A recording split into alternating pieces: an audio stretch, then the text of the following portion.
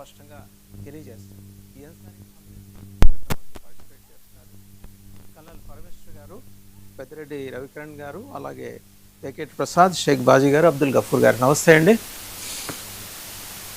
Colonel Parameshwar గారు, ఇది ముందరే ఊహించిందే, ఆవిడ ఖాళీగా కూర్చోదు. మనం ఎప్పటి నుంచో మాట్లాడుకుంటూ వస్తున్నాం. కొన్నాళ్ళు ఏదో గ్యాప్ ఇచ్చినట్టు, పాజ్ ఇచ్చినట్టు ఉంటుంది. ఖచ్చితంగా ఏదో ఒక అంశాన్ని తెర మీదకి తీసుకొస్తుంది.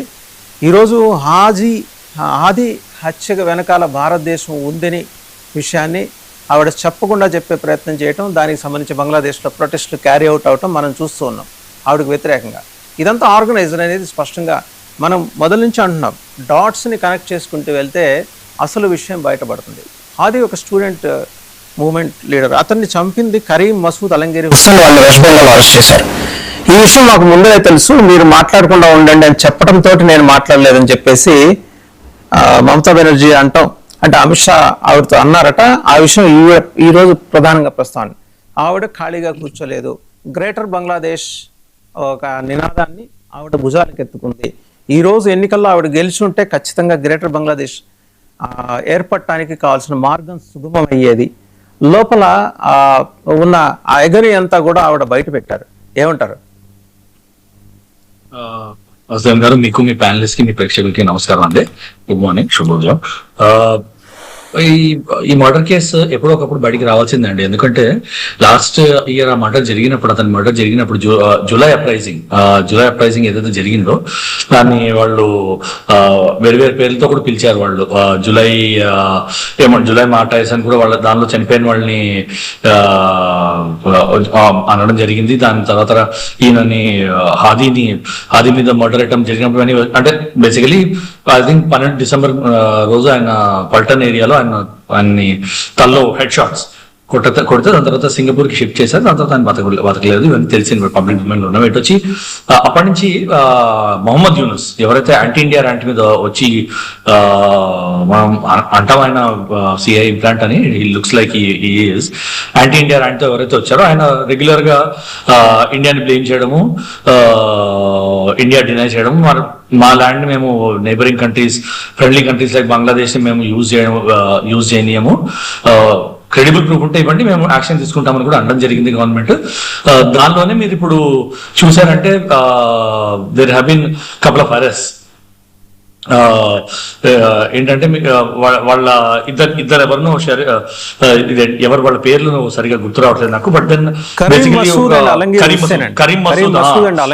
Hussain, correct. Karim Masood arrested in West Bengal అండి.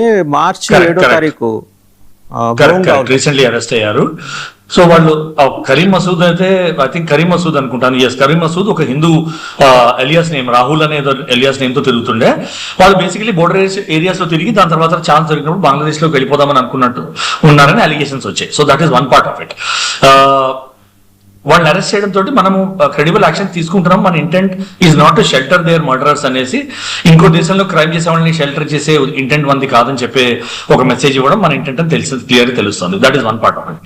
రెండోది, నేషనల్ సెక్యూరిటీకి రిలేషన్ లో అంటే నేను కొన్నిసార్లు కొన్ని పొజిషన్స్ లో ఉండి I was privy to some information which మేము పాస్ ఆన్ చేస్తాం గవర్నమెంట్ కి. ఈ చాలా కీలకమైన ఇన్ఫర్మేషన్ ఉంది, మేము యాక్షన్ తీసుకోవచ్చని. కొన్నిట్లో మాకు గవర్నమెంట్ గోహెడ్ కావాల్సి వస్తుంది. ఆ టైంలో గవర్నమెంట్ ఇన్ఫ్లుయెన్స్ ఎక్కువ ఉండేది. సో గవర్నమెంట్ పర్మిషన్ అడిగేవాళ్ళం, ఇది ఇలా యాక్షన్ ఉంది, but so and so is political figure, మేము యాక్షన్ తీసుకోవచ్చు అని. దాన్ని వెయిట్ ఫర్ గవర్నమెంట్ గోడ్. సో అలాంటివి నాకు కొంచెం ఐఎమ్ ప్రివీ టు ఇట్. కాబట్టి నేను వితౌట్ డిస్క్లోజింగ్ డీటెయిల్స్ ఒకటి విషయం క్లియర్ గా చెప్తున్నది ఏంటంటే, home minister, defence minister plus NSA వీళ్ళ ముగ్గురు స్టేట్ గవర్నమెంట్స్ చాలా క్లోజ్ కాంటాక్ట్ లో ఉంటారండి. ఉండి and they are assisted by IB, RAW and all these agencies. State governments చాలా intelligence and it is upward downward. నేను ఒకటి హోమ్ మినిస్టర్, డిఫెన్స్ మినిస్టర్ అనట్లేదు. ఈవెన్ స్టేట్ గవర్నమెంట్స్ కూడా చాలా కీలకమైన ఇంటెలిజెన్స్ అప్వర్డ్ ఫ్లో చేస్తుంటాయి. And only the key heads of state and key ministers are privy to it. అంటే ఇప్పుడు స్టేట్ హోమ్ గురించి అయితే స్టేట్ హోమ్ మినిస్టర్ కి స్టేట్ చీఫ్ మినిస్టర్ తప్ప ఇంకెవరికి తెలియదండి. ఎవరికి చెప్పరు, వేరే కౌన్సిల్ ఆఫ్ మినిస్టర్స్ కి చెప్పరు అలాంటి informations, especially national security related issues చెప్పరు. మినిస్టర్ దగ్గర నుంచి ఏ మినిస్టర్ ఏ టైంలో లీక్ చేస్తారు. సిమిలర్లీ హోమ్ మినిస్టర్ మాట్లాడాడు అనుకుందాము మమతా బెనర్జీ గారితో. సరే బెంగాల్ గవర్నమెంట్ కి సెంట్రల్ గవర్నమెంట్ కి పడదు కదా, మరి ఎందుకు మాట్లాడారు అంటే దేశాన్ని నడిపించడం కోసం మాట్లాడాలంటే, అంటే మా ప్రత్యామ్నాయ ప్రభుత్వం కాబట్టి మేము, అంటే మా విరోధి ప్రభుత్వం కాబట్టి మేము చేయము, పొలిటికల్ ఆపరెంట్స్ కాబట్టి మేము మాట్లాడమంటే కుదరదు.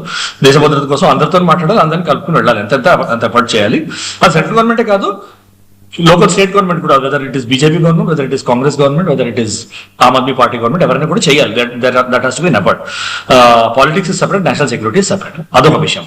బట్ ఇది ఒకవేళ అమిత్ షా గారు చెప్పారని అనుకున్నామంటే, అమిత్ షా గారు ఎంత కాన్ఫిడెన్స్ లో మమతా బెనర్జీ గారితో చెప్పు ఉంటారు, దాన్ని ఆవిడ పదవి కోల్పోయాక డిస్క్లోజ్ చేయడం సబబేనా అనేది పెద్ద క్వశ్చన్ అండి. అంత ట్రస్ట్ లో ఒక నేషనల్ పోస్ట్ హోల్డ్ చేస్తున్న ఒక హోమ్ మినిస్టర్ ట్రస్ట్ చేసి మీరు చెప్పకండి దీనికి నేషనల్ సెక్యూరిటీ ఇంప్లికేషన్స్ ఉన్నాయని చెప్పారంటే, ఇంకా ఆయన చెప్పుకుంటుంటే ఇంకా ఫర్దర్ డిస్కషన్ అయింటుంది. ఆవిడ కూడా as a chief minister she would have asked a few questions. ఎందుకు అలా అంటున్నారు, దేనికి మీ లాజిక్ ఏంటంటే ఆయన కూడా చెప్పు ఉండాలి. Because chief minister has got the right to question, home minister has got the duty to answer. వాళ్ళ డిస్కషన్ ఏమైందో మనకి తెలియదు, మనకి తెలియకూడదు కూడా. బట్ ఆవిడ పబ్లిక్ స్టేజ్ లో నుంచి హోమ్ మినిస్టర్ ఇలా చెప్పాడు, ఆయన చెప్పకపోవడం వల్ల నేను డిస్క్లోజ్ చేయలేదు అంటే, పదవిలో ఉన్నంత వరకు నువ్వు ఒకలా బిహేవ్ చేసి పదవి పోయిన తర్వాత నువ్వు ఇట్లా బిహేవ్ చేస్తే ఇట్ ఈస్ క్లియర్ దట్ మీరు బంగ్లాదేశ్ గవర్నమెంట్ తో హ్యాండింగ్ లో ఉన్నారు and your more pro Bangladesh than your more pro India. నువ్వు పదవి కోల్పోయాక నువ్వు వచ్చి డిస్క్లోజ్ చేసే అవసరం ఏముంది? Did you take home ministers clearance that can I disclose it in public discourse అని? నేషనల్ సెక్యూరిటీ అలర్ట్ ఏదైతే ఉందో దాని మీద అది తొలగిపోయిందని నువ్వు కన్ఫర్మ్ చేసుకున్నావా?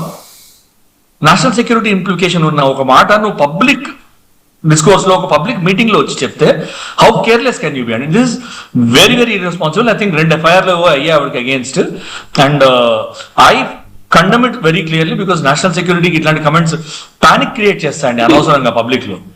We should not resort to such things. Number one, create panic కదండి. ఆవిడ ఇంటెన్షన్స్ క్లియర్ గా ఉన్నాయి.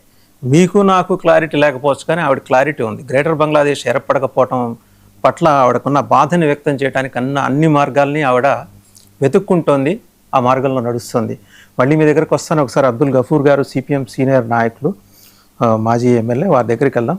అండ్ ఒకప్పటి వారి పార్టీ సహచరుడు, ఈరోజు వెస్ట్ బెంగాల్లో ప్రతిపక్ష నేత రితబ్రత బెనర్జీలు. ఎటుకూడి అధికారంలో అయినా ప్రతిపక్షంలో అయినా బెనర్జీలే ఉండాలి అక్కడ, అది అర్థమవుతోంది. సరే, ఆయన చీలిక తీసుకొచ్చాడు. మనకి అప్పుడెప్పుడో కొన్ని రాష్ట్రాల్లో ఇలాగే ఇప్పుడు అధికారి ఉన్నారు కదండి, చీఫ్ బెనర్జీ లేరు ఇప్పుడు అధికారి. ఇప్పుడు కాదు, నిన్నటిదాకా అంతా వాళ్ళ చుట్టాలు బంధువులే ఉంటారు అక్కడ. సరే, ఇప్పుడు ఏంటంటే ఆయన ఒక కొత్త ప్రపోజల్ తీసుకొచ్చాడు. మీరే మా అధినేత్రి, మా మార్గదర్శి, మమ్మల్ని ముందు నుంచి నడిపించేది, కాగడా మీరు పట్టుకోండి, మేము వెళ్ళి కుర్చీలో కూర్చుంటామని చెప్పేసి. సరే, ఇప్పుడు ఆవిడకి వాయిస్ లేకుండా పోయింది, అంటే అసెంబ్లీలో. ఈ క్రమంలో ఏదో ఒక కొత్త అప్రోర్ క్రియేట్ చేయడానికి గఫూర్ గారు ఆవిడ ఈ విషయాన్ని తెర మీద తీసుకొచ్చి ఉంటారా? ఎందుకంటే నేషనల్ సెక్యూరిటీ యాంగిల్, మీరు సిపిఎమ్మా, కాంగ్రెస్సా, బీజేపీయా, ఆమ్ ఆద్మీయా, ఇవన్నీ కాదు. ఒక ముఖ్యమంత్రి తోటి ఒక హోంమంత్రి, కేంద్ర హోంమంత్రి మాట్లాడారు. ఇందాక కల్నల్ పరమేశ్వర్ గారు కొన్ని డిస్క్లోజ్ చేయడానికి వీలైన అంశాలు ఉన్నాయి కాబట్టి ఆయన పేర్లు ప్రస్తావించలేదు సంఘటనలకు సంబంధించి. అది వారు రిటైర్ అయిన తర్వాత కూడా వారి వృత్తి పట్ల వారికి ఉన్న నిబద్ధతకి నిదర్శనం. అలాంటి నిబద్ధతని ఇంకా లార్జర్ స్పెక్ట్రంలో వ్యక్తం చేయాల్సిన మాజీ ముఖ్యమంత్రి ఎందుకు సంయమనం కోల్పోయి ఈ రకమైన వ్యాఖ్యలు చేసుకుంటారని మీరు అనుకుంటున్నారు సార్? వాసుదేవన్ గారు, మీకు మిగతా పెద్దలందరికీ, డిబేట్ లో ఉన్న వాళ్ళందరికీ నమస్కారం అండి. 910 ప్రేక్షకులకు కూడా నమస్కారం. సార్, ఇప్పుడు మమతా బెనర్జీ ఎందుకు మాట్లాడింది అనేది ఆమె హృదయంలోకి మనం పోలేం. ఆమె ఎందుకు ఆ రకంగా రెస్పాండ్, మనం సర్కమ్స్టెన్సెస్ మీద మనం మాట్లాడుకోవచ్చు. ఆమె ఎందుకు డిస్క్లోజ్ చేసింది, అయితే డిస్క్లోజ్ చేయడంలో ఇది అమిత్ షా గారు చెప్పడంతో దాన్ని బయట పెట్టలేదు అని చెప్పింది. అసలు విషయం ఏమిటి అనేటువంటిది చెప్పలే. అమిత్ షా గారికి తెలుసు, అమిత్ షా గారు నాకు చెప్పారు, మాకు తెలుసు, నువ్వు దాని మీద ఏం మాట్లాడొద్దు అని చెప్పారు అని. జనరల్ గా జాతీయ భద్రతకు సంబంధించినటువంటి అంశాలు బయటికి చెప్పకూడదండి. ఎందుకంటే అది దేశానికి సంబంధించింది, పార్టీకి సంబంధించింది కాదు, ఒక రాష్ట్ర ప్రభుత్వానికి సంబంధించింది, దేశం యొక్క భద్రతకు సంబంధించింది కాబట్టి చెప్పు. అయితే ఇప్పుడు పుతిన్ ఈరోజు ఒక విషయం అన్నాడు, చైనా ఇండియా బార్డర్స్ ఇష్యూలో అమెరికా జోక్యం ఉంది. అమెరికా జోక్యం వల్లనే ప్రెసిపిటేట్ అయింది అది. కాబట్టి ఇండియాతో కలిసి డిఫెన్స్ భాగస్వామ్యం నేను తీసుకుంటాను, ఏది విమానాలు కొత్తవి తయారు చేస్తామని. ఇప్పుడు విదేశాలకు తెలుస్తుంది ఎవరు ఏం జోక్యం చేసుకుంటున్నారు, ఏం చేస్తున్నారు. ఏమైనా జాగ్రత్తగా ఉండాల్సినటువంటి అవసరం ఉంది అనేది ఒకటి. తర్వాత విదేశీ ఇన్ఫ్లుయెన్స్ లో ఉండకూడదు అనేది రెండవది మనం గుర్తుపెట్టుకోవాలి.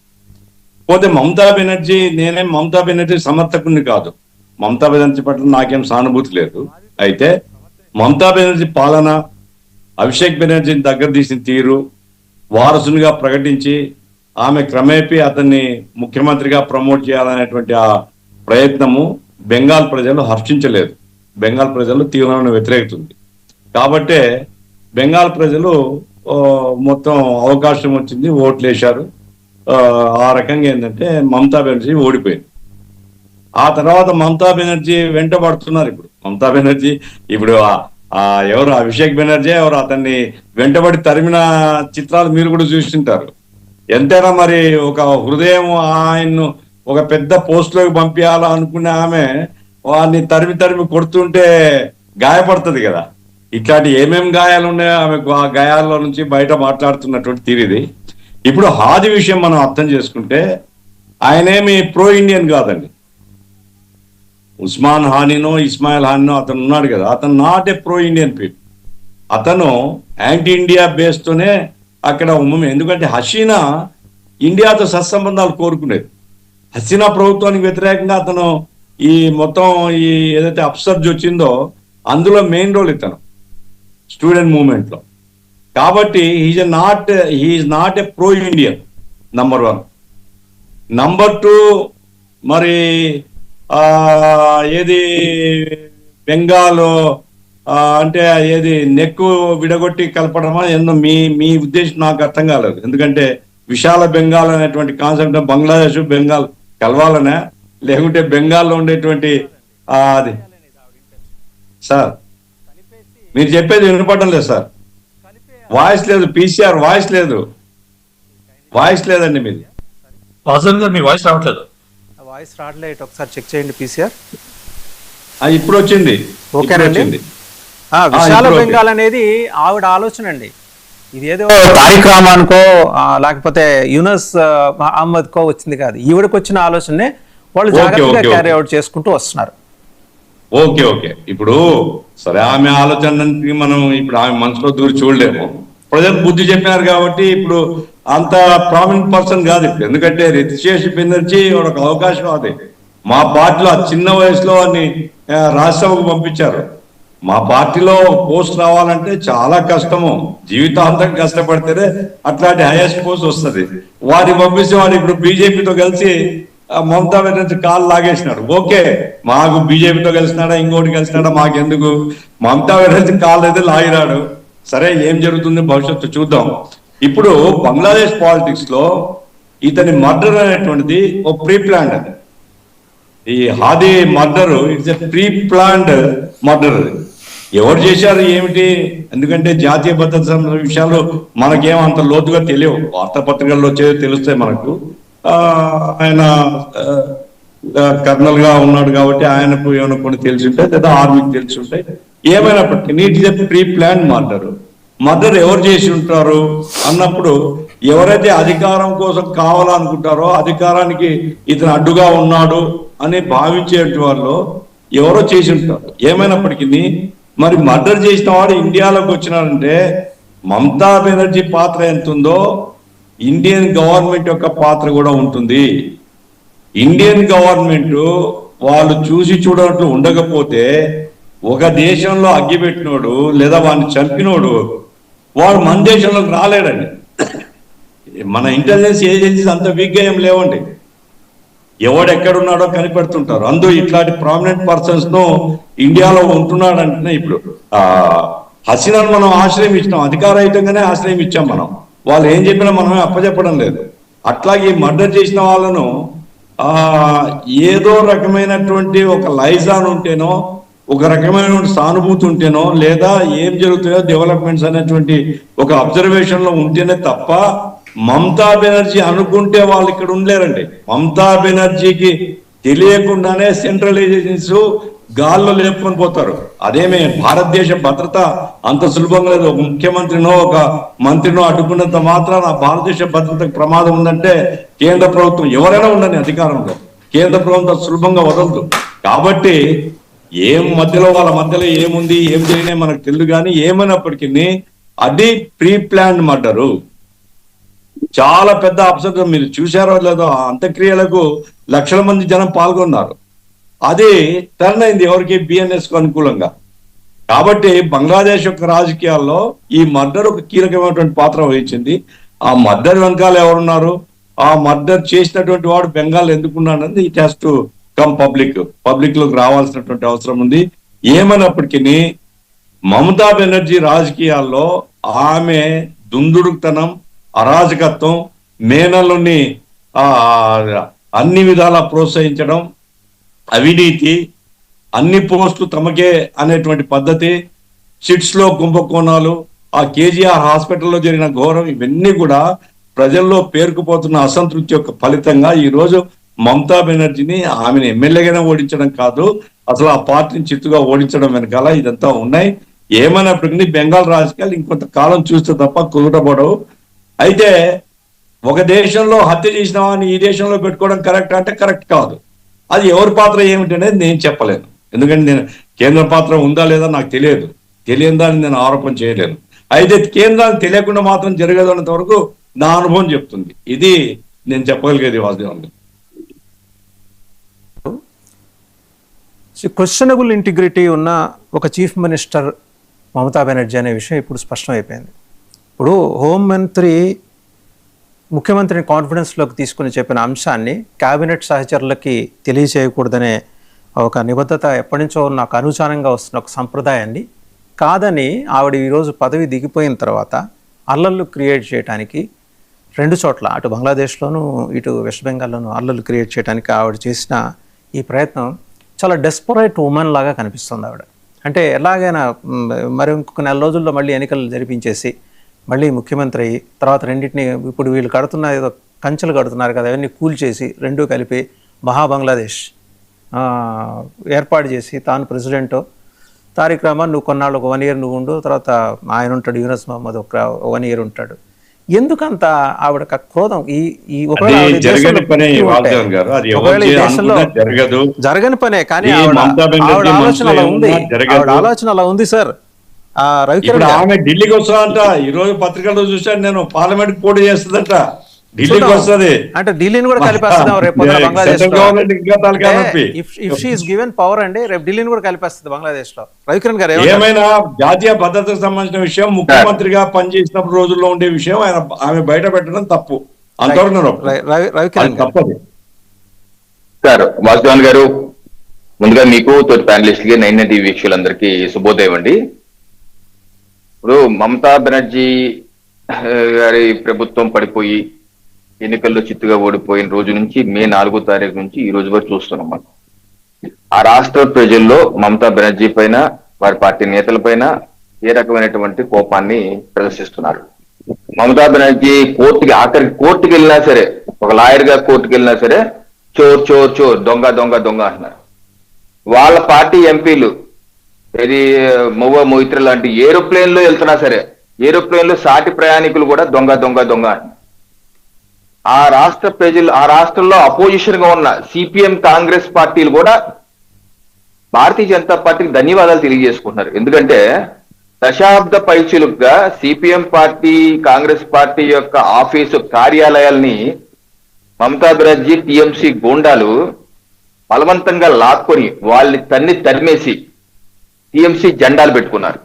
అలాంటిది ఈ రోజు మళ్ళీ ఆ సిపిఎం కాంగ్రెస్ పార్టీ నేతలు వెళ్ళి వాళ్ళ పార్టీ ఆఫీస్ వాళ్ళు స్వాధీనం చేసుకొని బీజేపీకి ధన్యవాదాలు, సువేందు అధికారికి ధన్యవాదాలు తెలియజేస్తారు. మాకు స్వేచ్ఛను ప్రసాదించారు దశాబ్దం పైచిలుగా, కనీసం మా పార్టీ నేతలు జాతీయ స్థాయిలో కూడా ఈ అంశాన్ని ఎత్తలేకపోయారు, అలాంటిది మాకు ఈ అవకాశం కల్పించారని చెప్పి సిపిఎం కాంగ్రెస్ నాయకులు ధన్యవాదాలు తెలియజేస్తారు.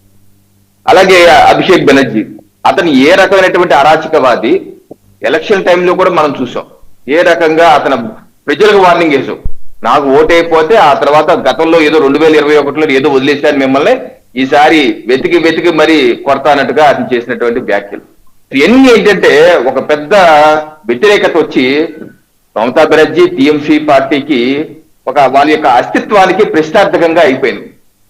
దానికి తోడు మమతా బెనర్జీ గారి యొక్క విధానం, పార్టీ ఎమ్మెల్యేలు ఎంపీలతో మాట్లాడకపోవటం, వారి పైన తిట్టడం, అలాగే ఆశ్రిత పక్షపాతం.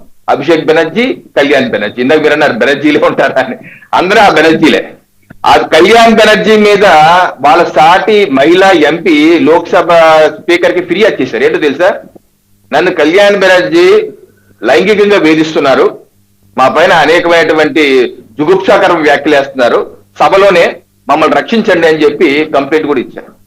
సో ఈ రకంగా ఆ పార్టీలో ఉన్నటువంటి అప్రజాస్వామిక దౌర్భాగ్యమైన మీదకి ఆ పార్టీ ఎమ్మెల్యేలు ఎంపీలు తిరుగుబాటు చేస్తున్నారు. దానిలో రితుప్రదా బెనర్జీ కూడా బయటకు వచ్చి 2/3 గా వచ్చి, మరి వారికి సిపిఎం సపోర్ట్ ఉందో ఎవరు సపోర్ట్ ఉందో నాకైతే తెలియదు, ఎందుకంటే గతంలో సిపిఎం ఉన్నాడు కాబట్టి ఆయన దాని ఒక 2/3 ఎమ్మెల్యేతో బయటకు వచ్చేసి వాళ్ళు మాది అసలేం టీఎంసీ, ఓకే మా నాయకురాలు మమతా బెనర్జీ, అది వాళ్ళ అంతర్గత పోరు. అలాగే ఎంపీలు కూడా 20 మంది పైగా బయటకు వచ్చేసారట, రేపు మాపు వాళ్ళు కూడా సపరేట్ గా మాదే ఇది అని చెప్పి వెళ్ళబోతున్నారు.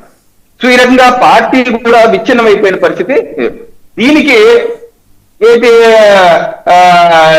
ఉక్కిరి బిక్కిరి అవుతున్న మమతా బెనర్జీ ఏం చేయాలో తెలియక జూన్ 2వ తారీఖున నిన్న కూడా పార్టీ ఎమ్మెల్యేలు 80 మంది, ఎంపీలు 29 మంది, దగ్గర 110 మంది, వీళ్ళందరినీ తన ఇంటికి రమ్మని మీటింగ్ పెట్టుకుందాం అంటే 5 వచ్చారండి. దానిలో 2 ఎంపీలు, 3 ఎమ్మెల్యేలు, 110లో 5 వచ్చారు. అది పరిస్థితి. అటువంటి పరిస్థితుల్లో ఆవిడ ఈ రకంగా ఇది మనకు సంబంధం లేని ఆది అనే వ్యక్తి బంగ్లాదేశ్ లో యూనస్ ప్రభుత్వానికి వ్యతిరేకంగా క్యాంపెయిన్ చేస్తూ యూనస్ ని దింపేయాలని చెప్పేసి అతను ఏదో ఆ దేశంలో ఏదో చేసుకున్నట్టు ఉద్యమాన్ని అతన్ని చంపారు. అప్పుడు యూనస్ భారతదేశం మీద రుద్దే ప్రయత్నం, అప్పటికే హిందువులనే ఓచుకొతకు వస్తున్నారు, బంగ్లాదేశ్ చంపుతున్నారు. ఇంకా రెచ్చగొట్టే విధంగా, హిందువుల మీద ఇంకా చంపే విధంగా భారతదేశం చేసింది పని. అంటే ఆద్రి యొక్క తల్లిదండ్రులు కూడా భారతదేశానికి సంబంధం లేదు, అది నువ్వే చేశావు అనే ఆధారాలు కూడా బయటకు వచ్చి, యూనిస్ తాలూకా మనుషులే హత్య చేశారని కూడా బయటకు వచ్చి, సరే వాళ్ళు బోర్డర్ నుంచి ఎలా వచ్చారా అంటే ఏ రకంగా లక్షలాది మంది బంగ్లాదేశీయులు ఇప్పటికి లోపల ఉండి ఈ రోజు మళ్ళీ వెళ్ళిపోతామని క్యూ కొడుతున్నారు కదా. గత 4-5 మాసాలకు మనం చూస్తున్నాం కదా బంగ్లాదేశీయులు ఏ రకంగా బోర్డర్ లోకి ఎలా వచ్చావు నువ్వు అంటే, నాకు ప్యాకేజ్ ఇచ్చారు, 20,000 ఇస్తే నాకు ఓటర్ ఐడి కార్డు ఇచ్చారు, ఆధార్ కార్డు ఇచ్చారు, ममता दीदी फिर से आएगा, हम फिर से आएंगे बांग्लादेश, हमारे ममता दीदी आपको अच्छी सर देखेगा ఈ రోజు కూడా స్టేట్ పెడుతున్నారు బంగ్లాదేశీయులు. అక్రమంగా వచ్చిన వాళ్ళు ఎందుకు అప్పని జరిగింది, బోర్డర్ ఫెన్సింగ్ కి భూమి ఇవ్వలేదు. మా ప్రభుత్వం రాగానే 600 కిలోమీటర్ సంబంధించిన భూమి ఇచ్చేసారు, వెంటనే ఈరోజు ఫెన్సింగ్ జరిగిపోతుంది. హైకోర్టు చివాట్లు పెట్టినా సరే భూమి ఇవ్వలేదు, ఫెన్సింగ్ వేయటానికి. ఇటువంటి సమస్యలు ఉన్నాయి. అందుకని వీళ్ళందరూ వచ్చేసారు, దాంతో పాటు ఎంతమంది వచ్చుంటారు. దానికి అమిత్ షా గారి మీద ఎన్నికల టైంలో కూడా అంతకు ముందు కూడా అమిత్ షా గారిని మమతా బెనర్జీ గారు అనేకమైన దుర్భాషలాడారు. ఒక దొంగని, ఒక గోండా అని, ఏదేదో రకరకాల మాటలు తిట్టిన వ్యక్తి ఈ రోజు పదవి పోయేసరికి తట్టుకోలేక లేనిపోని విషయాలు చెప్పి భారతదేశానికి చేటు చేసే విధంగా, ఘర్షణ జరిగే విధంగా, పరోక్షంగా బంగ్లాదేశ్ లో హిందువుల పైన దాడి చేసే విధంగా, ఇదే అక్కడ చూడండి, బంగ్లాదేశ్ వెస్ట్ బెంగాల్లో హిందువులందరూ ఏకతాటి మీదకి వచ్చి నన్ను ఓడించారు కాబట్టి హిందువులకు ఏదో రకంగా ఇబ్బంది కలిగించాలి అని బంగ్లాదేశ్ లో హిందువుల మీద దాడి చేసే విధంగా అక్కడ ముస్లిం మూకలను, కొంతమంది మత ఛాందసవాదుల్ని, అందరూ అలా ఉంటారు నేను అనుకోను కొంతమంది, ఎందుకంటే బంగ్లాదేశ్ లో వాళ్ళ స్వాతంత్రం భారతదేశం ఇప్పించినప్పుడు 22% హిందువులు ఉన్నారు. ఈ రోజు 6%, 7% పడిపోయి ఏమైపోయారు వాళ్ళందరూ, కొత్త గురవలేదా? సో అటువంటి శక్తుల్ని ప్రోత్సహించి హిందువుల మీద దాడి చేసే విధంగా, కుట్రపూరితంగా దేశాన్ని బద్నాం చేసే విధంగా వ్యాఖ్యలు చేశారు. అందుకనే ఆ రాష్ట్రంలో ఒక అడ్వకేట్ రితుసేన్ చటర్జీ అన్న అడ్వకేట్, ఒక మహిళ, ఆవిడ సిలిగురి సైబర్ పోలీస్ స్టేషన్ లో కంప్లైంట్ ఇచ్చారు. దేశద్రోహం కేసు నమోదైంది మమతా బెనర్జీ మీద. తప్పనిసరిగా ఈ కేసులో ఆవిడ అరెస్ట్ అవ్వక తప్పదండి. ఎందుకంటే ఆవిడ చేసిన వ్యాఖ్యలు చిన్న చితక కాదు, దేశ భద్రతకి అలాగే 2 దేశాల మధ్య ఘర్షణ సృష్టించే విధంగా ఆవిడ చేసిన వ్యాఖ్యలు దుర్మార్గం. తప్పనిసరిగా దీని మీద ఆవిడకి ప్రతిచర్యలు, ఏదైతే ఆవిడకున్న పరిస్థితికి ఏది ఆవిడ సొంతంగా చేసుకున్నటువంటి పరిస్థితి, సొంత పార్టీ కూడా నిలవలేని పరిస్థితి. ఈ రోజు జాతీయ మీడియా కథనాలు వస్తున్నాయి. ఆవిడ తృణమూల్ కాంగ్రెస్ ని వదిలేసి కొత్తగా ఇంకో పార్టీ పెట్టుకుంటున్నారని చెప్పేసి నేను నేషనల్ మీడియాలో కూడా వస్తుంది. అటువంటి పరిస్థితికి ఆవిడ ఉక్కిరి బిక్కిరి అయ్యి ఏం చేయాలో తెలియక ఈ రకమైన తప్పుడు ప్రచారం, అసత్య ప్రచారాలు చేసి భారతదేశానికి ఒక భారతీయురాలుగా ఉంటా కూడా అనర్హులు అయ్యే విధంగా ఆవిడ చేసిన వ్యాఖ్యలు ఉన్నాయి. తప్పనిసరిగా ఆవిడ శిక్ష తప్పదండి. రవికిరణ్ గారు, అంటే ఒకే వ్యక్తి రెండు పార్టీల్లో ఉండొచ్చా? ఎందుకంటే ఆల్రెడీ వీళ్ళు మా సలహాదారు, మా మార్గదర్శి, మా కరదీపిక ఇవన్నీ చెప్తున్నారు కదా ఈ రితబ్రత బెనర్జీ గారు. మరి అక్కడేమో మార్గదర్శి, ఇక్కడేమో వేరే పార్టీ, ఇట్లా సాధ్యం అవుతుందంటే ఆవిడకేమైనా సపరేట్ కాన్స్టిట్యూషన్ ఉందా? అంటే ఇదేదో లీగల్ టర్మ్స్ లో చూడాలంటే ఇప్పుడు కొంతమంది ఉంటారు, ఒక పార్టీలో ఉంటారు. ఇప్పుడు రేవంత్ రెడ్డి గారు ఉన్నారు, మొన్న ఎన్టీఆర్ గా విగ్రహం ఆవిష్కరించి ఎన్టీఆర్ మాకు అందరికి ఆదర్శం అన్నారు. మరి ఎన్టీఆర్ వాళ్ళ పార్టీ కాంగ్రెస్ పార్టీ కాదు కదా. కాంగ్రెస్ పార్టీ కాయనప్పటికీ ఆయన విగ్రహానికి ఇది చేసి ఆయన మెచ్చుకున్నాం కదా. ఇప్పుడు మనం కూడా కొంతమంది నాయకుల్ని, అపోజిషన్ పార్టీ నాయకులను కూడా మెచ్చుకుంటాం. నాకు ఆయన నుంచి స్ఫూర్తి తీసుకున్నా అంటాం. అనంత మాత్రం అది రాజ్యాంగ పరంగా ఎలా అవుతుంది అంటే అది భావోద్వేగానికి సంబంధించింది. సో ఆ రకమైనటువంటి ఉండొచ్చేమో. ఎందుకంటే ఈరోజు శరద్ పవార్ గారి ఎన్సీపీ పార్టీ, అజిత్ పవార్ గారి పార్టీ వాళ్ళ నేతలు ఏమంటారు, శరద్ పవార్ గారు మా గురువు, మాకు ఆదర్శం అని అంటారు. బట్ వారు వేరే పార్టీ కదా. సో ఆ రకంగా ఉండొచ్చేమో. సాంకేతిక పరంగా కొన్ని విషయాలు ఉంటాయి, టెక్నికల్ గా రాజ్యాంగ పరంగా కొన్ని అంశాలు ఉంటాయి, అలాగే ఇది కూడా కొన్ని అంశాలు ఉంటాయి. దీన్ని ఏ రకంగా పరిగణిస్తుందో రాజ్యాంగ నిపుణులే చెప్పాలి. రైట్. షేక్ బాజీ గారు, కుట్ర ముందే తెలుసు, కుట్ర జరిగింది. మమతాకి ఇంత ఇన్ఫర్మేషన్ ఉన్నప్పుడు ఇదే ఎన్నికల్లో ప్రచారాస్త్రంగా ఇల్లుంటే పోయేది కదా. ఆవిడ ఎందుకని తప్పులో కాలేస్తుంటుందటారు ఆవిడ? వాసుదేవన్ గారు, మీకు ప్యానెల్లో ఉన్న సభ్యులకి, మన వీక్షకులందరికీ కూడా శుభోదయం అండి. అందరికీ నమస్కారం.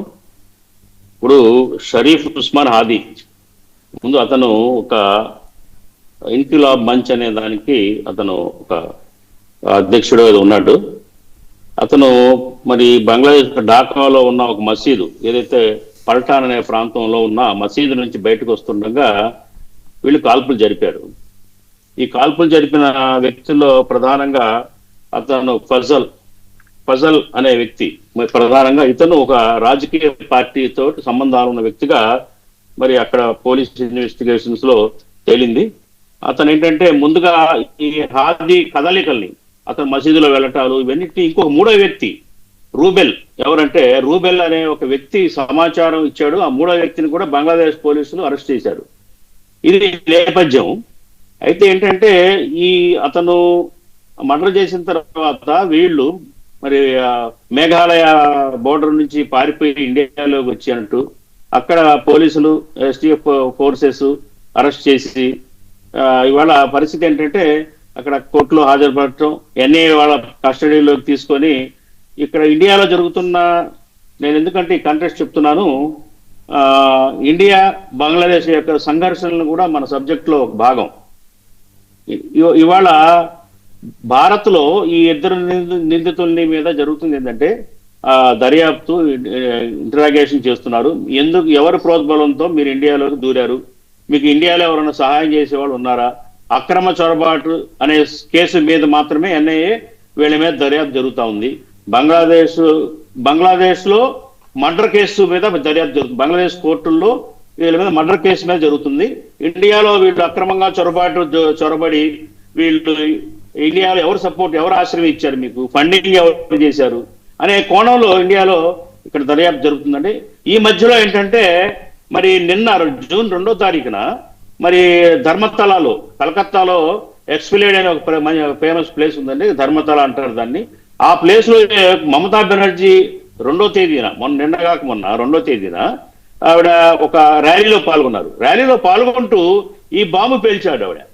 ఎందుకు ఆవిడ మాట్లాడాల్సి వచ్చింది ఏంటి అనేది ఒక్కసారి నేపథ్యం చూస్తే, మీరు చాలా కోట్ చేశారు చాలా విషయాలు. తర్వాత బంగ్లాదేశ్, గ్రేటర్ బంగ్లాదేశ్, అవన్నీ కూడా ఏంటంటే మన ఊహాజనితమైన అంశాలు. నేను ఇప్పుడు ఆవిడ డైరెక్ట్ గా మాట్లాడిన అంశాలు అమిత్ షా ఫోన్ చేసి, షేక్ బాజీ గారు దాని దగ్గర నేను కూడా వస్తాను. నేను మాట్లాడిన ప్రతి అంశానికి ఖచ్చితంగా స్పష్టంగా నా దగ్గర ఎవిడెన్స్ లేకుండా నేను మాట్లాడినా.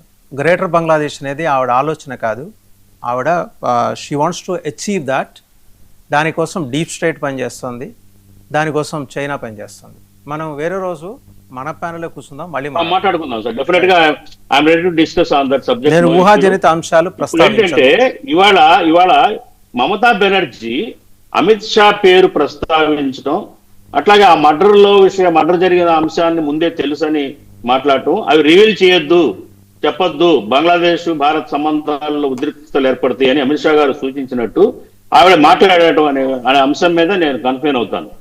ఆవిడ ఎందుకు మాట్లాడింది, ఏ ఉద్దేశంతో మాట్లాడింది? ఇవాళ నా వ్యక్తిగత అభిప్రాయం ఏంటంటే, అమిత్ షా గారు నిజంగా ఆవిడ ఫోన్ చేయకపోయి ఉండొచ్చు. నిజంగా అమిత్ షా గారు ఫోన్ చేసి ఉంటే మరి కేంద్ర హోంశాఖ నుంచి ఏదో ఒక వస్తుంది, ప్రకటన వస్తుంది దాని మీద, ఇంత రచ్చ జరుగుతున్నప్పుడు. ఇవాళ ఆవిడ వ్యాఖ్యలు చాలా తీవ్రమైన ఆందోళన రేకెత్తిస్తున్న పరిస్థితులు ఉన్నాయండి ఇవాళ. సో ఆయన ఎందుకు చేసింది? ఆవిడ అస్తిత్వాన్ని కాపాడుకోవటం కోసం. ఆవిడ ఇవాళ జీరో అయిపోయింది. ఇవాళ మమతా బెనర్జీ బంగ్లాదేశ్ వెస్ట్ బెంగాల్లో జీరో అయిపోయింది. పార్టీయే తన చేతుల్లో నుంచి బయటకు వెళ్ళిపోయే పరిస్థితుల్లో ఉంది. ఏదో ఒక సంచలనమైన వ్యాఖ్యానాల ద్వారా మళ్ళీ లైమ్ లైట్ లో రావటం, మళ్ళీ తన పార్టీ బలాన్ని పెంచుకోవటం అనే ఒక కాన్సెప్ట్ ఆ ప్రెస్టేషన్ లో ఆవిడ ఆ రకంగా చేసి ఉంటుందని నేను అనుకుంటున్నాను తప్ప దీంట్లో నిజాలు ఉండకపోవచ్చండి. ఎందుకంటే ఇంత కీలకమైన అంశంలో ఇప్పుడు ఆవిడ ఓడిపోయింది, ఆవిడ ప్రభుత్వంలో లేదు. అమిత్ షా గారు ఎవరికి చెప్పాలి? ప్రస్తుతం ముఖ్యమంత్రిగా ఉన్న సువేందు వాళ్ళకి డైరెక్షన్స్ ఇవ్వాలి. ఆ రోజుల్లో నేను ఆవిడ ముఖ్యమంత్రిగా ఉన్నప్పుడు నాకు చెప్పారు అన్నప్పుడు ఆవిడ అప్పుడు ఏం చేసింది? ఇవాళ టోటల్ గా ప్రభుత్వం, బీజేపీ ప్రభుత్వం ఉంది వెస్ట్ బెంగాల్లో. వాళ్ళ కంట్రోల్లోనే సాక్ష్యాలు, ఆధారాలు, ఎవ్రీథింగ్ ఉంటాయి. వెస్ట్ బెంగాల్ పోలీస్ శాఖ అంతా కూడా ప్రభుత్వ చేతుల్లో ఉంటుంది. అట్లాగే కేంద్ర ప్రభుత్వం యొక్క బోర్డర్ ఆఫ్ సెక్యూరిటీ ఫోర్స్ వాళ్ళ అధీనంలో వాళ్ళు ఉన్నారు, ఎన్ఐఏ అధీనంలో వాళ్ళు ఉన్నారు. నిందితులు ఎవరైతే ఉన్నారో ఎవరు చేయించారు మర్డరు? ఇవాళ బయటపడాల్సిన అంశం ఏంటంటే, ఎందుకు చేశారు వాళ్ళ మర్డరు? బంగ్లాదేశ్ లో ఉన్న రాజకీయ పరిస్థితుల వల్ల, బంగ్లాదేశ్ లో ఉన్న అతను ఎందుకంటే ప్రతినిత్యం గవర్నమెంట్ తోటి పోట్లాడతాడు. అట్లా భారత్ అంటే కూడా వ్యతిరేకం. చనిపోయిన మర్డర్ అయిన వ్యక్తి హాదీకి భారత్ అన్నా కూడా వ్యతిరేకం. భారత విదేశాంగ వ్యవహారాలు, బంగ్లాదేశ్ తోటి ఉన్న విదేశాంగ వ్యవహారాల మీద అనేక సార్లు అతను నిరసనగాలు వ్యక్తం చేశాడు. విద్యార్థి దశ నుంచి కూడా భారత్ అంటే అతనికి ఒక వ్యతిరేక భావన ఉంది. ఒక కోణం అదైతే, రెండో కోణం ఏంటి? అక్కడ లోకల్ ప్రభుత్వం మీద కూడా ఆయన పోరాటాలు చేసిన వ్యక్తి. కాబట్టి ఇతని మర్డర్ ఎవరు చేశారు? భారత్ నుంచి చేయించారు అనే ఒక కోణంలో దీన్ని తీసుకెళ్లే ప్రయత్నం, కుట్ర జరుగుతుందనేది ఇక్కడ అర్థమవుతా ఉంది. భారత్కి ఏం అవసరం లేదు, ఇండియాకి ఏం అవసరం అండి? అతను ఎక్కడో అక్కడ ఉద్యమాలు చేసుకునే వాడిని అతను మర్డర్ చేయించాల్సిన అవసరం ఏమీ లేదు. ఇది ఒక అభూత కల్పన అని చెప్పేసి నేను భావిస్తా ఉన్నాను. కాబట్టి ఏంటంటే ఇక్కడ ఎవరైతే ఇద్దరు ఎన్ఐఏ చేతుల్లో ఉన్నారో వీళ్ళు ఏదైతే భారత్ మీద వస్తున్న ఈ ఆరోపణలు, భారత్ ద్వారానే జరిగిందన్న ఆరోపణలను కూడా క్లారిటీ ఇవ్వాల్సిన అవసరం ఉంది. వాళ్ళ ఇంటరాగేషన్ లో తీసుకొని నిజాలు కత్తించాల్సిన అవసరం ఉంది. కేవలం బోర్డర్ దాటి ఎందుకు వచ్చావు, బోర్డర్ దాటి రావడానికి కారణం, నీకు ఆశ్రయం ఎవరు ఇచ్చారు, నీకు డబ్బులు ఎవరు ఇచ్చారు, నువ్వు ఆ మర్డర్ చేసిన దానికి నీకు ప్రోత్సహించింది ఎవరు, ఇండియాలో వాళ్ళు ఉన్నారా, ఇది కాకుండా క్లారిటీ ఏంటంటే నిజంగా వాళ్ళు ఎందుకు ఈ మర్డర్ చేయాల్సి వచ్చింది. ఇప్పుడు ఒక వాదన ఏంటి? అతను ఫజల్ ఎవరైతే ప్రధాన నిందితుడు షూటర్ ఉన్నాడో అతను ఏమంటున్నాడు? నాకు ఈ మర్డర్ సంబంధం లేదు, నేను చేయలేదు, నన్ను రాజకీయంగా ఇరికించారు అని అతను వాదిస్తా ఉన్నాడు. ఎవిడెన్సెస్ ఎక్కడ ఉంటాయండి? బంగ్లాదేశ్ లో ఆ మసీద్ దగ్గర అక్కడ సీసీ ఫుటేజ్ కవరేజ్ కానివ్వండి, అక్కడ వీళ్ళ కదలికలు కానివ్వండి, వీళ్ళ సెల్ ఫోన్ డాటా ఇన్ఫర్మేషన్ కానివ్వండి, డిజిటల్ ఎవిడెన్సెస్ ని అక్కడ ప్రభుత్వం తీసుకోవాలి. అక్కడ ప్రభుత్వం దగ్గర ఉంటాయి. ఇక్కడ ఎన్ఐఏ దగ్గర అవి తెప్పించుకోవాలి. ఇంటర్ కంట్రీస్ ఏదైతే ఈ నేరాలు జరిగినప్పుడు ఈ సాక్ష్యాధారాలని మార్పిడి తెచ్చుకోవటం, ట్రాన్స్లేట్ చేసుకోవటం అనేది ఒక పద్ధతి. ఆ పద్ధతుల్లో ఇవాళ ఇండియాలో ఇంటెగ్రేషన్ జరిపి నిజాలు బయట పెట్టాలనేది నా ఉద్దేశం. ఎందుకంటే బంగ్లాదేశ్ ఏమంటుంది? వాళ్ళిద్దరు మాకు అప్పచెప్పండి, మేము ఇంటరాగేట్ చేసుకుంటాము, మా దేశంలో నేరం చేసి పారిపోయారు మీ దేశానికి అనే వాదిస్తా ఉంది బంగ్లాదేశ్. కానీ ఏంటంటే వీళ్ళు ఇక్కడ చిక్కారు, ఇక్కడ దొరికారు, మేము చేయలేదు, ఈ మర్డర్ మాకు సంబంధం లేదు అంటున్నారు వీళ్ళు. కాబట్టి వీళ్ళకి సంబంధం ఉందా, వీళ్ళకి సంబంధం లేదా? నిజంగా వీళ్ళని ఇరికించారా అనేది తేలాల్సిన అవసరం ఉంది. ఈ తేలాలంటే రెండు దేశాల యొక్క పోలీసులు న్యాయ వ్యవస్థ సహకారం, పరస్పర సహకారంతో ఎవిడెన్స్ మార్పిడి చేసుకున్న తర్వాత మాత్రమే ఇది సాధ్యపడుతుంది. ఇండియా పాత్ర ఉందా, లేకపోతే ఇండియాలోనే ఎవరన్నా శత్రువులు ఉన్నారా హాదీకి, వాళ్ళ ద్వారా అక్కడ, ఎందుకంటే బంగ్లాదేశ్, వెస్ట్ బెంగాల్ వేరు వేరు కాదండి, పక్కనే. నేను బంగ్లాదేశ్ లో కూడా నేను కొన్ని ప్రోగ్రామ్స్ చేసిన, నా బిజినెస్ ప్రోగ్రామ్స్ 2-3 నెలలు ఉన్నాను అక్కడ. అక్కడ బెనాపోల్ బోర్డర్ నుంచి అలా వెళ్ళిపోవచ్చు, పొలాల్లో నుంచి వెళ్ళిపోవచ్చు, వారు రావచ్చు పోవచ్చు, స్వేచ్ఛగా వస్తా పోతా ఉంటారు బంగ్లాదేశ్ కి, వెస్ట్ బెంగాల్ కి. కాబట్టి ఏంటంటే ఇక్కడ ఈ హత్య అనేది చాలా కీలకమైన అంశం. హత్య బంగ్లాదేశ్ రాజకీయ పరిస్థితుల వల్ల, అక్కడ రాజకీయ ఉద్రిక్తతల వల్ల జరిగిందా, ఇండియా నుంచి ఎవరన్నా, అంటే ఇండియాలో ఉన్న, భారతదేశంలో ఉన్న మన ప్రభుత్వాలు కానివ్వండి, లేకపోతే వాళ్ళ ద్వారా అంటలేదు, ఏదన్నా వేరే శత్రు వర్గాలు ఏమైనా ఉన్నాయా అతనికి అనే కోణంలో నుంచి కూడా పరిశోధన చేయాల్సిన అవసరం ఉంది. వీళ్ళని బంగ్లాదేశ్ ప్రభుత్వానికి అప్పగించకూడదు, ఇక్కడే వాళ్ళ మీద పూర్తి స్థాయి విచారణ జరిపి నిజానిజాలు నిగ్గు తేల్చి ప్రపంచానికి తెలియజేయాల్సిన అవసరం ఉంది అని చెప్పేసి నేను భావిస్తా ఉన్నానండి. ఇకపోతే ఏంటంటే మమతా బెనర్జీ గారు ఎంత ప్రయత్నం చేసినా, ఎంత గింజుకున్నా, ఎన్ని చేసినా కానీ ఆవిడ పట్ల ప్రజల్లో ఏవగింపు పెరుగుతుంది తప్ప ఫలితమే ఉండదు. మనం సామాన్యులు, మనమే ఇట్లా క్వశ్చన్ చేసుకున్నాం, సామాన్యులు కూడా ఇదే క్వశ్చన్ చేస్తున్నారు. అమ్మా, నువ్వు ఇవాళ ఎందుకు మాట్లాడుతున్నావు? ఎలక్షన్ ముందు నీకు తెలిసినప్పుడు ఎందుకు మాట్లాడలేదు? మార్చిలో జరిగిన ఈ సంఘటన ఇవాళ జూన్ లో ఎందుకు మాట్లాడుతున్నావు నువ్వు? నీకేం అవసరం అని ప్రజలే ప్రశ్నిస్తున్నారు అక్కడ, ఆ ప్రజలే క్వశ్చన్ చేస్తున్నారు అక్కడ. కాబట్టి ఏంటంటే ఆవిడ ఏం చేసినా గానీ ఆవిడ రాజకీయ సన్యాసం తీసుకొని సైలెంట్ గా ఉండటమే ఆవిడ గౌరవంగా ఉంటుంది అనేది నా ఉద్దేశం. ఇక ఎట్లాంటి కుయుక్తులు, స్ట్రీట్ ఫైటర్ గా ఎన్ని చేసినా చేసుకున్నా కానీ ఏమి లాభమే ఉండదు. ఎందుకంటే పూర్వం ఒకప్పుడు స్ట్రీట్ ఫైటర్ గా పేరుంది తనకి, ఇవాళ తను స్ట్రీట్స్ లోకి వెళ్తే జనమే చీపురు కట్టలతో కుట్టే పరిస్థితి ఉంది వెస్ట్ బెంగాల్లో. సో ఏంటంటే మమతా బెనర్జీ ఈ విషయంలో ఏం మాట్లాడినా కానీ సక్సెస్ కాదని, దాని ప్రభావం పెద్దగా ఏం ఉండదనేది నా ఉద్దేశం. కాకపోతే ఏంటంటే ఉద్రిక్తత నిజంగా బంగ్లాదేశ్ ప్రజల్లో కొన్ని అనుమానాలు రేకెత్తించడానికి ఈ వ్యాఖ్యలు పనికొస్తా ఉన్నాయి కాబట్టి తప్పించి వీటి వల్ల ఏం ప్రయోజనం లేదనేది నా ఉద్దేశం అండి. కాకపోతే ఏంటంటే దీని మీద క్లారిటీ రావాలి, క్లారిటీ ఎవరు మర్డర్ చేశారు, ఎవరు చేయించారు అనేది క్లారిటీ రావాలి. అసలు ఇతను ఏదైతే ఇతను ఫజల్ చేశాడా చేయలేదా ఆ ఎవిడెన్సెస్ కూడా బంగ్లాదేశ్ ప్రభుత్వం నుంచి సీసీటీవీ ఫుటేజ్ని గ్యాదర్ చేసుకుని ప్రపంచానికి తెలియజేయాల్సిన అవసరం ఉంది. రైట్ బాజీ గారు, ఒకసారి కర్నల్ పరమేశ్వర్ గారి దగ్గరికి వెళ్ళాం. కర్నల్ పరమేశ్వర్ గారు, నవద్వీప్ చైర్మన్ బిమన్ కృష్ణ సహా అరెస్ట్. ఇతను ఏంటి, టీఎంసీ లీడరు, సహాయ సామాగ్రిని దోచుకోవటం, లంచాలు. ఇతనితో పాటు ఇంకొక